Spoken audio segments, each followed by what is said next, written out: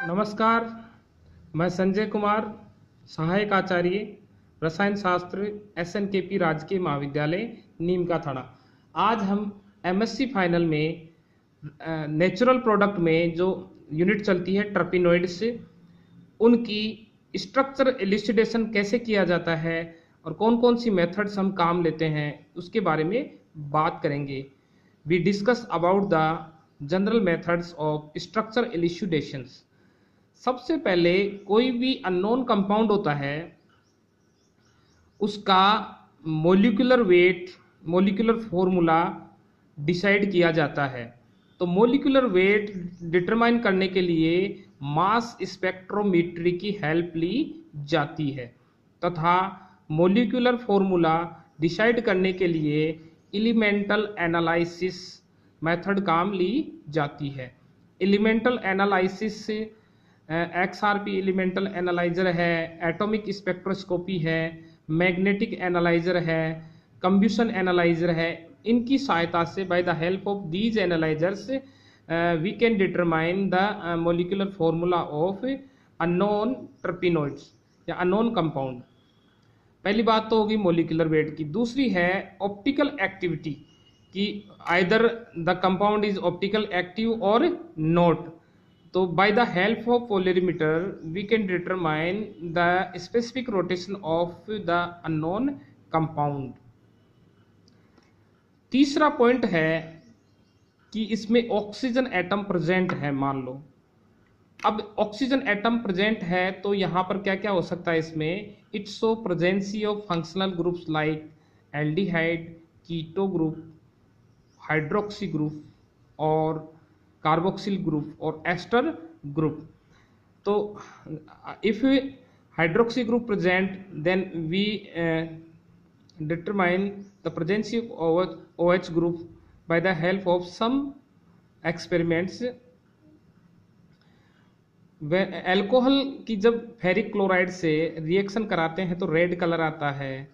इसके अलावा अल्कोहल की रिएक्शन एसिटिक एनहाइड्राइड से करवाने पर एसीटेट बनता है, एस्टर बनता है। तो इसके सहायता से भी हम कर सकते हैं। इसके अलावा 3,5-डाइनाइट्रोबेंजोइल क्लोराइड, इससे रिएक्शन के द्वारा भी इसका पता लगाया जा सकता है कि कंपाउंड में OH ग्रुप प्रेजेंट है या नहीं है। इसके अलावा कि कंपाउंड में हाइड्रोक्सी ग्रुप सेकेंडरी है या प्राइमरी है या टर्सरी है, तो इसका पता हम ल्यूकास टेस्ट या विक्टर मेथड्स के द्वारा कर सकते हैं। ल्यूकास टेस्ट में क्या करते हैं, एल्कोहल में क्या मिक्स करते हैं, HX हाइड्रोजन हैलाइड और प्लस जिंक क्लोराइड एनहाइड्रस। तो अब अगर इंस्टेंटेनियसली अगर इसमें टर्बिडिटी अपीयर होती है, टर्बिडिटी किसके कारण होती है, एल्किल क्लोराइड बनेगा, इसमें एल्किल हैलाइड बनेगा, उसकी वजह से वाटर में क्या आएगी, टर्बिडिटी। यदि इंस्टेंटेनियस टर्बिडिटी अपीयर होती है तो वो कौन सा होगा, टर्सरी अल्कोहल प्रेजेंट है कंपाउंड में। और अगर 5 मिनट में होता है तो सेकेंडरी अल्कोहल। अगर 30 मिनट या मोर टाइम अगर लेता है, रिक्वायर करता है, तो in that condition the compound must be have 1 degree hydroxy group. Okay, अब बात करते हैं कीटो ग्रुप की या कार्बोनिल ग्रुप की प्रेजेंसी। उसके लिए क्या करेंगे अपन, हाइड्रोक्सिल एमीन से रिएक्ट कर सकते हैं। तो जब when carbonyl compound react with hydroxyl amine then oxime, solid oxime formed. इसके अलावा फेनिल हाइड्रोजन है, हाइड्रोजीन है, उसके साथ रिएक्ट कराएंगे तो हाइड्रोजन बनेगा। ऐसे ही सोडियम बाइसल्फाइड है तो उससे रिएक्ट कराते हैं सोडियम, इसमें सोडियम बाइसल्फाइड डेरिवेटिव बनता है। इसी प्रकार से यदि एल्डिहाइड ग्रुप प्रेजेंट है तो एल्डिहाइड ग्रुप के लिए फेलिंग टेस्ट है। तो फेलिंग सॉल्यूशन A और B को मिला के इसमें डालेंगे और गर्म करने पर क्या आता है, रेड PPT आता है। इसी प्रकार से टोलेंस रिएजेंट के अगर रिएक्ट कराते हैं, गर्म करते हैं, तो जो टेस्ट ट्यूब है उसके आउटर साइड में सिल्वर मिरर बन जाता है या ब्लैक PPT आता है।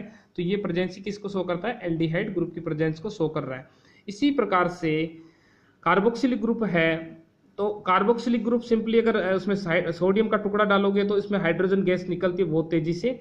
और इसी के साथ साथ सोडियम बाइकार्बोनेट अगर डालते हैं तो इसमें तेजी से CO2 गैस निकलती है और सोडियम एसीटेट बनता है। इसी प्रकार से if we heat the compound with alcohol and concentrate H2SO4, then ester smell fruit like smell evolved। तो एस्टर बनता है, इसकी वजह से फलों जैसी खुशबू आती है। इसी प्रकार से फिनोलिक ग्रुप प्रेजेंट है, तो फिनोलिक के लिए सेरिक अमोनियम नाइट्रेट से रिएक्ट कराएंगे तो रेड कलर बनता है, और इसी प्रकार से फेरिक क्लोराइड से कराएंगे तो ब्लू और ग्रीन और रेड कलर बनता है, अपीयर होता है। तो ऐसे लीबरमान टेस्ट है इसमें। तो लीबरमान टेस्ट में सोडियम नाइट्राइड और सांद्र H2SO कंसंट्रेट H2SO4 के साथ गर्म करते हैं, डालने पर क्या आता है, ब्लैक कलर आता है। और इसको इस टेस्ट ट्यूब को या इस ब्लैक पीपीटी को डाइल्यूट करते हैं वाटर के साथ तो ये ग्रीन में बदल जाता है, और अगर NaOH बेस अगर मिक्स करते हैं तो ये रेड में कलर हो जाता है, तो रेड में बदल जाता है। तो ये इसके जो फिनोलिक ग्रुप की प्रेजेंस को शो कर रहा है। अब यदि इफ कंपाउंड हैव अनसैचुरेशन, तो अनसैचुरेशन के लिए हमारे पास टेस्ट है कि ब्रोमीन वाटर डालेंगे, तो ब्रोमीन वाटर डालते ही अगर unsaturated it means double bond या ट्रिपल बॉन्ड प्रेजेंट है, तो उसी स्थिति में क्या होगा, ब्रोमीन कलर डिसअपीयर हो जाता है। या इसका हाइड्रोजनेशन करके देख लेते हैं, HX के साथ रिएक्शन करा के देख लेते हैं। और जैसे बेसिक जो KMnO4 है पर्पल कलर का होता है, तो जैसे ही आप इसमें मिक्स करेंगे तो इसका कलर डिसअपीयर हो जाता है, ये बन जाता है इसमें। और ऐसे ही क्या है, पर जो एसिड है पर एसिड से भी रिएक्शन करा के हम इसको चेक कर सकते हैं कि इसमें अनसैचुरेशन है या नहीं है। ऐसे ही क्या है कि कंपाउंड में अगर इसकी स्केलेटन चेक करनी है कि भाई इसमें एरोमेटिक, भाई कौन सा इसमें एरोमेटिक कंपाउंड है या इसमें इसका स्केलेटन कैसा होगा, इसकी स्ट्रक्चर कैसी होगी, तो उसके लिए क्या है, इसका डिहाइड्रोजनेशन कराते हैं इन प्रेजेंस ऑफ सल्फर और सेलेनियम या पोलोनियम या पैलेडियम। तो इसमें क्या होता है, पैरासाइमिन स्ट्रक्चर बनती है, तो इसमें जो इस side chain in the original terpenoids, ये सारा इसमें बताती है कि इसका स्केलेटन जो टर्पिनोइड्स का कैसा होगा। नेक्स्ट है इसमें ऑक्सीडेटिव डिग्रेडेशन की बात करें, तो ऑक्सीडेटिव डिग्रेडेशन के लिए हर फंक्शनल ग्रुप के लिए एक स्पेशल ऑक्सीडाइजिंग एजेंट की जरूरत पड़ती है। तो उसके आधार पे इसमें क्या कर सकते हैं कि उसकी स्ट्रक्चर को अपन डिटरमाइन या स्ट्रक्चर इलुसिडेशन में हेल्प मिल जाती है। अब क्या है इसका जो relation between general formula of compound and type of compounds, कि यदि इसका general formula of parent saturated hydrocarbon है CnH2n+2 है, तो इसकी स्ट्रक्चर कैसी होगी, एसाइक्लिक टर्पिनोइड होगा। और अगर CnH2n है तो ये मोनोसाइक्लिक होगा, और CnH2n-2 ये बाइसाइक्लिक होगा, और CnH2n-4 अगर इसका पेरेंट जो हाइड्रोकार्बन ये है तो इसमें ट्राइसाइक्लिक स्ट्रक्चर है या ट्राइसाइक्लिक टर्पिनोइड बोल देंगे। और अगर ये है CnH2n-6 तो इसको टेट्रासाइक्लिक टर्पिनोइड बोल देंगे। जैसे आपके सामने एग्जांपल लिया लिमोनिन, C10H16 इसका हाइड्रोजनेशन कराते हैं तो इसमें C10H20 बनता है, तो ये कौन सी स्ट्रक्चर है, CnH2n, तो ये कौन सा हो गया, मोनोसाइक्लिक। तो ये इसमें लिमोनिन में कौन सी स्ट्रक्चर है, मोनोसाइक्लिक, एक बेंजीन रिंग प्रेजेंट होगी। अब बात करते हैं, ये तो बात की कि फंक्शनल ग्रुप कैसा होगा और इसमें क्या कौन कौन से टेस्ट या इसका पेरेंट जो हाइड्रोकार्बन है वो उसमें साइक्लिक स्ट्रक्चर होगी या नहीं होगी, कितनी है, तो वो अपन डिटरमाइन कर सकते हैं। इसके अलावा स्पेक्ट्रोस्कोपिक स्टडीज की सहायता से भी हम बहुत सारी इंफॉर्मेशन मिलती है इनकी स्ट्रक्चर्स के बारे में, कोई भी अननोन कंपाउंड उसके बारे में। तो पहले मैं बात कर रहा हूँ कि यूवी स्पेक्ट्रोस्कोपी की सहायता से। तो जो यूवी स्पेक्ट्रोस्कोपी है, it is useful to detect the presence of conjugation in terpenoids. By the help of Woodward-Fisher rule, we determine the lambda max for poly in system.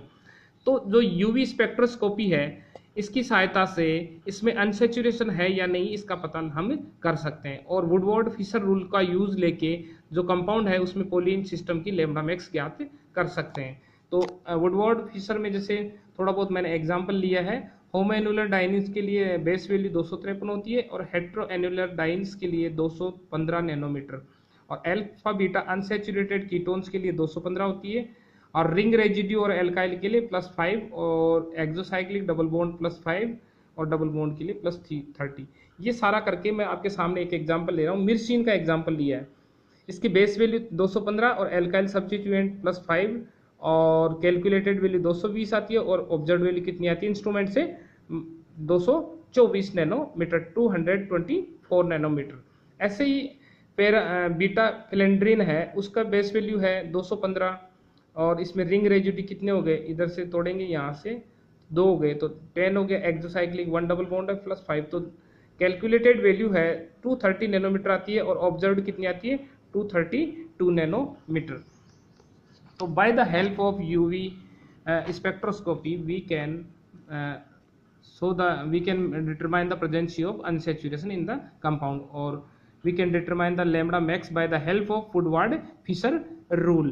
अब जैसे बात करें कि जैसे IR स्पेक्ट्रोस्कोपी है, IR spectroscopy is useful in detecting functional group in terpenoids। All functional group give their characteristic absorption band in IR region। तो कुछ ये आपको याद करना पड़ेगा। तो इसमें जैसे कार्बोनिल जो ग्रुप होता है उसकी जो स्ट्रेचिंग जो बैंड्स आते हैं वो 1900 से 900 यहाँ से लेके 1600 सेंटीमीटर इनवर्स तक के आते हैं, 1600 और 1900 से।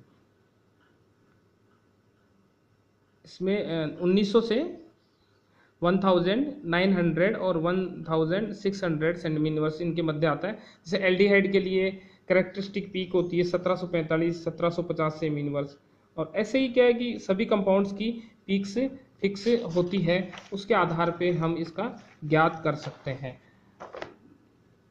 जैसे अल्कोहल के लिए कितनी होती है, अल्कोहल के लिए 3500 से 3700 के बीच में, और कार्बोक्सिलिक एसिड्स में जो OH जो ब्रॉडबैंड आती है 3000 से 2500 सेमी इनवर्स के मध्य आती है। ऐसे ही बहुत सारी ये पीक्स वगैरह क्या है ये याद करनी पड़ती है, इसकी सहायता से हम कंपाउंड में फंक्शनल ग्रुप का इनका डिटेक्ट कर सकते हैं। अब NMR स्पेक्ट्रोस्कोपी से क्या कर सकते हैं, नंबर ऑफ सिग्नल्स क्या बताते हैं कि उसमें कितने टाइप के डिफरेंट टाइप के प्रोटॉन्स प्रेजेंट है टर्पेनॉइड में, और ये इसमें काम आता है ये सारा। तो इसकी स्केलेटन इसको डिटरमाइन कर सकते हैं। ये आपके सामने केमिकल शिफ्ट्स हैं, डिफरेंट जो प्रोटॉन्स हैं डिफरेंट ग्रुप से जुड़े हुए हैं इनके ये है, इसकी सहायता से हम कर सकते हैं। और जो स्प्लिटिंग है सिग्नल्स की वो ये बताता है कि जो नेबर जो कार्बन है उस पर कितने हाइड्रोजन एटम प्रेजेंट है, और कार्बन 13 जो NMR है उसके द्वारा भी कार्बन स्केलेटन का जो टर्पेनॉइड्स है उनका पता लग जाता है। तो इस प्रकार से कई सारी मेथड काम लेके एक अननोन जो टर्पीन है या अननोन कंपाउंड है उसकी स्ट्रक्चर डिटरमाइन कर सकते हैं बाय द स्पेक्ट्रोस्कोपी की हेल्प से, और बाय द एलिमेंटल टेस्ट वगैरह, और जितने भी जो फंक्शनल ग्रुप के स्पेशल टेस्ट हैं उनकी सहायता से हम ज्ञात कर सकते हैं। ये सारा टर्पेनॉइड्स का ये बेसिक आना ये जरूरी है। जब तक आपको ये चीज़ें समझ में नहीं आएगी आगे उसमें टर्पीन्स में आप बढ़ नहीं सकते। तो ये काफ़ी हेल्पफुल होता है, इसकी बेसिक स्ट्रक्चर कैसे डिटरमाइन करते हैं। धन्यवाद।